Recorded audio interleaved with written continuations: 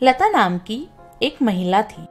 वह सुबह सुबह सड़क पर झाड़ू लगाने का काम करती थी। लता बैसाखी के सहारे चलती थी।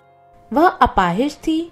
उसका एक पैर काम नहीं करता था, मगर लता ने कभी इस बात को लेकर खुद को कमजोर नहीं समझा था। वह सारा का सारा काम खुद ही कर लेती थी।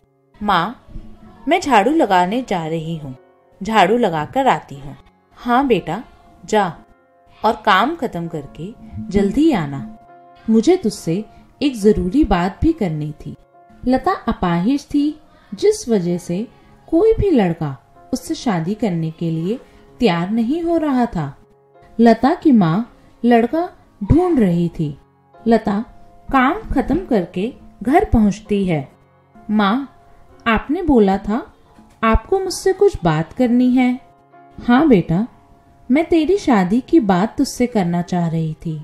मैं तेरे लिए लड़का ढूंढ रही हूँ, तू भी तैयार रह। जैसे ही लड़का मिलता है मैं तेरी शादी करवा दूंगी। क्या माँ, आप भी? मुझ जैसे अपाहिज लड़की से कौन शादी करेगा? बेटा, यही तो दिक्कत आ रही है। लेकिन तू चिंता क्यों करती है? माता रानी ने चाहा तो तेरी शादी जरूर होगी। हाँ माँ, ये बात तो है। माता रानी के आगे किसकी चलती है? अगर वो चाहेगी तो मेरी शादी भी जरूर होगी। मुझ अपाहिज से कोई न कोई शादी जरूर कर लेगा। लता बहुत दुखी हो जाती है। लता की माँ, देखा नहीं जाता। हे माता रानी, कोई लड़का इससे शादी करना नहीं चाह रहा है। कुछ मान नहीं रहे तो कोई इतने पैसे मांग रहे हैं कि मैं दे ही नहीं सकती। और आप ही कोई रास्ता दिखाए माता रानी।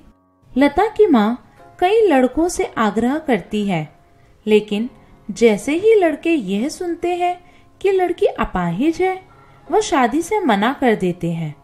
एक दिन लता की माँ से मिलने एक महिला आती है। लता की माँ उससे भी लता की शादी की बात करती है। एक लड़का है तो मेरी नजर में, लेकिन उसकी पत्नी का देहांत हो चुका है। वह विधुर है। क्या उससे शादी करेगी लता? कोई बात नहीं, अगर लड़का अच्छा है तो एक बार बात कर सकते हैं। लता की माँ लता से इस बारे में बात करती है।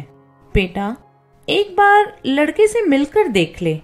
अगर अच्छा नहीं लगेगा तो बात आगे बढ़ाएंगे ही नहीं। माँ की यह बात सुनकर लता उस आदमी से मिलने के लिए तैयार हो जाती है। मेरा नाम किशोर है। शादी के कुछ साल ही के बाद ही मेरी पत्नी की मृत्यु हो गई थी। मैं तुमसे शादी करना चाहता हूँ। क्या तुम मुझसे शादी करोगे? क्या आपको मेरी अपाहिज होने से कोई दिक्कत नहीं? नहीं, मुझे इससे कोई फर्क नहीं पड़ता है।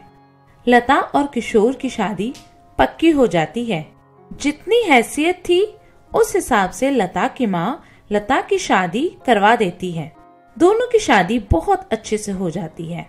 लता, मैंने अभी तक अपनी माँ को तुम्हारे बारे में बताया नहीं है। क्या? मगर क्यों? और आपने मुझे यह भी नहीं बताया है कि आपकी माँ भी है। हाँ, मेरी माँ है। इस शादी के लिए मेरी माँ कभी नहीं मानती, इसलिए मैंने उन्हें कुछ भी नहीं बताया। वह तो यह भी नहीं जानती कि हमारी शादी हो गई है। बात यह है कि वो यहाँ रहती नहीं है, वह गांव में रहती है। तुम सब के बारे में क्यों सोच रही हो? चलो, इन सब के बारे में इतना मत सोचो। किशोर एक छोटा मोटा मजदूर था। बहुत ज्यादा कमाई नहीं हो पाती थी, मगर इतना हो जाता था जिससे 2 वक्त का भोजन सही से आ जाए। कुछ महीने इसी तरह हंसी खुशी बीत जाते हैं। फिर अचानक से एक दिन किशोर की माँ घर को आती है। इस वक्त किशोर घर पर नहीं था। लता घर का दरवाजा खोलती है। तू कौन है और यहाँ क्या कर रही है? आप कौन है? मैं किशोर की माँ हूँ। यह किशोर का घर है। लता अपनी सास के पैर छूती है। प्रणाम माँ जी। तू कौन है? हट यहाँ से। किशोर जी ने मुझसे शादी की है। मैं उनकी पत्नी हूँ और आप मेरी सास हैं। चल हट, तू मेरी बहू नहीं हो सकती। तुझ जैसी अपाहिज लड़की मेरी बहू कभी नहीं हो सकती। शाम के वक्त किशोर घर आता है और अपनी माँ को देखकर हैरान हो जाता है। माँ, आज आप यहाँ, आपने तो मुझे कुछ बताया ही नहीं। वह सब छोड़, ये बता, ये अपाहिज लड़की कौन है? माँ, मैंने इससे शादी की है, यह मेरी पत्नी है। सुन ले तू, शादी की है तो की है, मैं ये सब नहीं जानती। इस अपाहिज लड़की को मैं कभी स्वीकार नहीं करूंगी। किशोर की माँ लता को अपनाती नहीं है और उसके साथ बहुत ही बुरा बर्ताव करती है। माँ जी, लाइए, मैं आपके कपड़े धो देती हूँ। चल हट, अपना काम तो ठीक से कर नहीं पाती होगी और आई बड़ा मेरे कपड़े धोगी। यह सब करने के कोई फायदा नहीं होगा। मैं तुझे अपनी बहू कभी भी नहीं मानने वाली हूँ। लता अपनी सास के ऐसे व्यवहार को देख बहुत ही दुखी रहने लगती है। लता, तुम परेशान मत हो। देखना, माँ तुम्हें कभी न कभी जरूर स्वीकार कर लेंगे। मैं भी तो यही चाह रही हूँ कि हे माता रानी की कृपा से मम्मी मुझे अपना ले। लता अक्सर इसी प्रयास में थी कि उसकी सास उसे अपना ले, लेकिन लता की सास कभी उसे सीधी मुंह बात ही नहीं करती थी। नवरात्रि शुरू होने वाले हैं, सब सामान भी लाना होगा। शादी के बाद ये मेरी पहली नवरात्रि होगी, इसलिए पूरे रीति रिवाज के साथ करूंगी इस बार की नवरात्रि। क्या पता माता रानी की कृपा से माँ जी मुझे अपना ले और ये नवरात्रि सब कुछ ठीक हो जाए। लता नवरात्रि की पूजा करने के लिए सामान लेने चली जाती है। बाजार से वह सामान लेकर आती है। सारा सामान तो आ गया है, अब कल से पूजा शुरू हो जाएगी। सुन, मेरे घर पे तू पूजा नहीं करेगी। मैं अभी जिंदा हूँ और यह पूजा मैं ही करूँगी। हर साल माता रानी की पूजा मैं ही करती हूँ। नहीं माँ जी, ये शादी के बाद मेरी पहली नवरात्रि है। कृपा करके मुझे इस पूजा को करने दीजिए।